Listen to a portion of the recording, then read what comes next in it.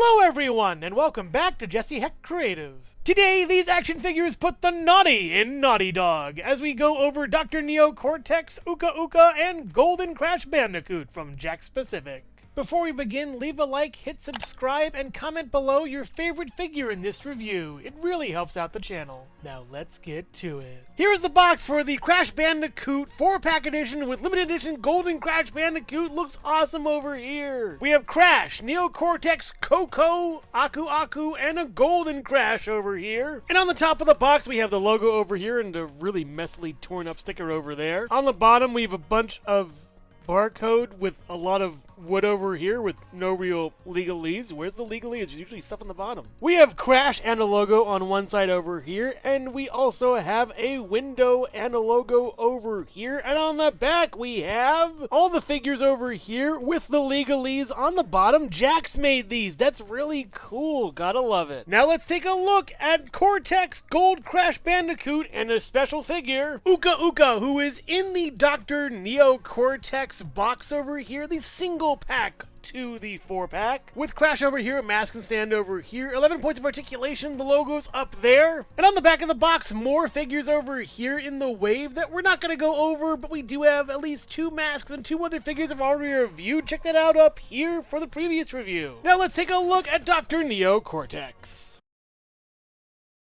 Neo Cortex's head sculpt is really well done. This is the Cortex I know from my childhood, and it's just awesome. However, despite the shape of the head being great, the paint has a few flaws to it. The N on top isn't fully painted in all the way. The print is actually a little bit over from where it should be. The eyebrows look really nice. The eyes look pretty good as well. They are tilted up, so you get a really cool evil villain look if you tilt his head down. This is awesome. The beard is painted pretty well, at least. Little artifacting on the sides a bit, and the mouth is red. I don't know why they did that. It's kind of weird. The nose is sculpted well to a small point, and the hair and ears are sculpted and painted pretty nicely here. There's also a compartment for where his brain should go, I guess. That's pretty funny. And I've always loved this flame-like tuft of hair at the top of his head, and the top of his head is pretty flat, almost like a big old cheese wheel. Yeah, cheese. And for articulation, you do get back this far, forward this far, a little bit of pivot over here, swivel all the way around.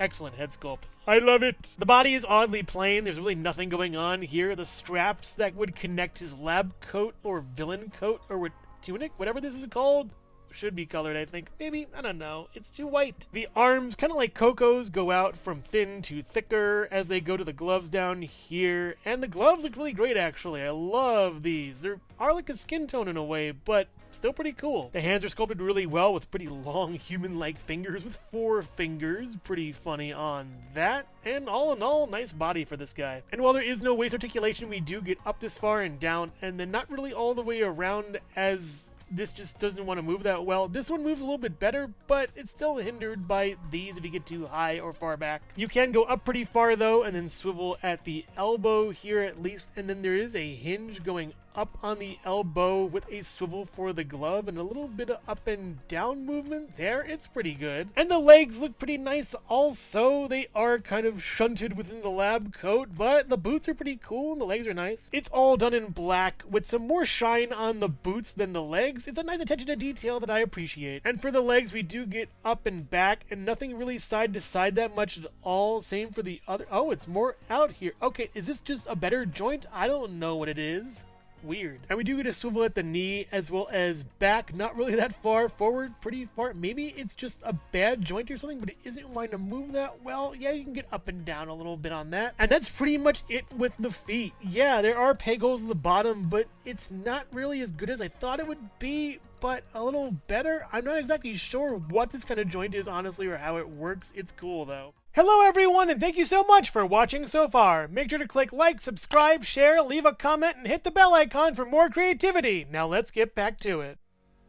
Gold Crash Bandicoot is basically this. Gold Crash Bandicoot. The same figure we've seen before, yet covered in gold. I'm not sure how else to say it, but That's it. Even the eyes are gold. The paint is better though, and honestly, I think this is a better figure than the actual Crash. Yeah. I love how the gold shines. There are some weird mold markings up here at least, and it's really odd, and I think my fingerprints are like really noticeable on here. It's really interesting. And like before, the head doesn't move at all, so yay. The body no longer has that paint issue, thankfully. I do like the texturing of the gold everywhere. It looks pretty nice, and on the back, it's interesting. You can actually read these much better. It looks much nicer, and this looks interesting and kind of weird. Yeah, it's an odd figure, I gotta say. The arms are kind of worse over here, though. You get some weird sort of marking, and yeah, the hands are better. At least the paint is not even bad on it. It's pretty good. There is some chipping on this one, though. I don't think I did it, so it came out of the packaging like this. It's kind of a bummer over here, but I'll take what I can get. And you can swivel the body around like this and then move this up and down and then kind of go all the way around. It does have that weird kind of like seam break though up here still. I wish the elbow could twist, but it can move up and down, and this can swivel as well. And the same on the other side, but mirrored. That's pretty much it. Yeah. The legs are better painted, if you want to call it that. The sculpting is still pretty good, and honestly, these are better than the previous ones again. They look nicer. The movement is still the same though, going up not that much this far. Still wants to kick back on you, and then it wants to go back this far at least, and that's pretty much it. Yeah, lackluster. The legs don't really move that much at all. You can move them, but they reset back, and they have no joints, and what's the point? Honestly, I don't know. Crash has been kind of a bummer for this line. And like Aku Aku, Ukah Ukah looks really good. I've always loved this character, especially when he was voiced by Clancy Brown. It was great. The big red mouth, the yellow beard, the bones everywhere look really awesome, as well as that design on his forehead. It's great. There is some paint chipping and whatnot up here. I'm not sure exactly what that is. And on the back, it's basically plain and looking pretty good. Honestly, a nice figurehead.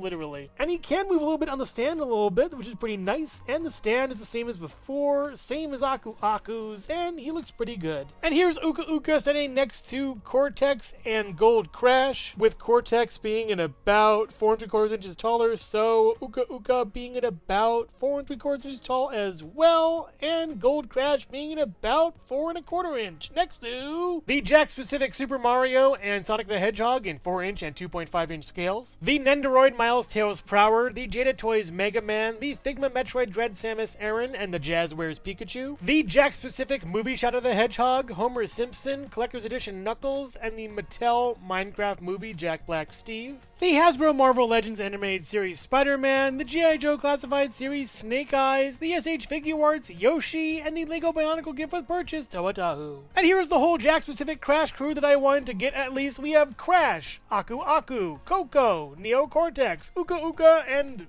Gold Crash, I guess. I really like the concept of this 3-pack, but I wish this was Evil Crash or some other version of Crash, at least that wasn't just gold and didn't really have any story significance. And it was also a bummer having to get a second Neo Cortex just to get Ukah Ukah, but he's one of my favorite villains, so I'll let it slide. And Aku Aku is a great bonus for the pack, honestly. It's nice. And while I hope Jakks makes more of these figures, I doubt it. It's been like 4 years, so yeah, I'm at least happy to have what I have.